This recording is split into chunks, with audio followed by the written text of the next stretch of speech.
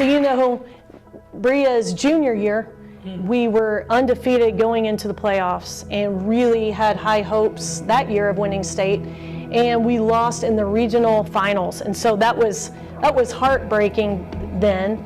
My junior year, like Coach McDill was saying, we worked really hard. We all bought into this idea that we would be state champions. We all wanted it so bad, and then when it didn't happen, I think for those that returned, it was kind of a massive fuel for us. We had something to prove, and so we went in that next season like, no, like this is ours, and we're gonna make it happen. Honestly, I was like so confused. If you can see me on the film, I'm literally like looking around, trying to find somebody to hug, because I'm like, did we just do this? It's like, what? And then I just join a random circle. I'm like, we won, and it was just so surreal. Coaching Bria was awesome. She was always in a good mood at practice. She made everybody around her better. And so I always now I can tell the players that that's the kind of leader they need to be, that she made everybody better, not just the best players and the starters, but every single person on the team. She made them feel valued and feel a part of what was going on. If I sum it up, Coach McDill just taught me how to be a better leader.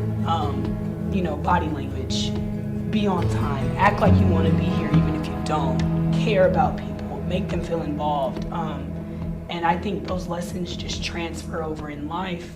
I think whenever she was here as a player, that she had just this energy, kind of joy, enthusiasm about her, that every day made it fun and you wanted to be around her.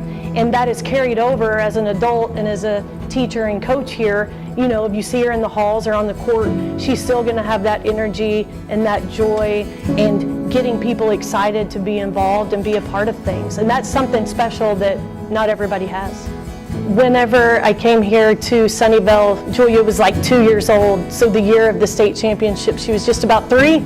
And she has just been at as many practices and games. Right now she's at every single practice, game, everything she can be at, and a lot of times sitting right beside me, that she gets to be a part of that and to watch these high school girls, to look up to them and to learn what certain things look like, hard work and teamwork. And I love that she gets to be a part of a community that supports girls athletics. I love that she feels like she's a part of every team. Well, her energy level, of course. How nice and encouraging she is to the players. How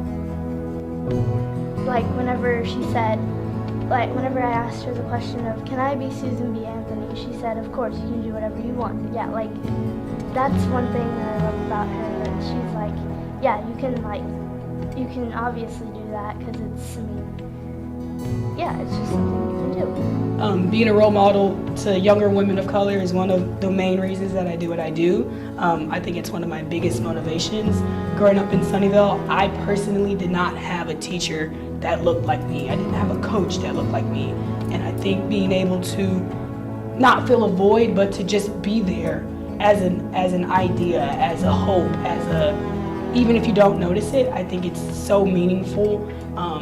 I think it's very important, and I take that very seriously. I want to be able to say, yes, you can do whatever you want, or hey, come talk to me if you have an issue, just because maybe you feel comfortable with me, or you don't, whatever it is, have the hard conversations to get these women of color ready for life after Sunnyvale or after college. I think it's one of the main reasons that I do what I do. I think it's one of my calling.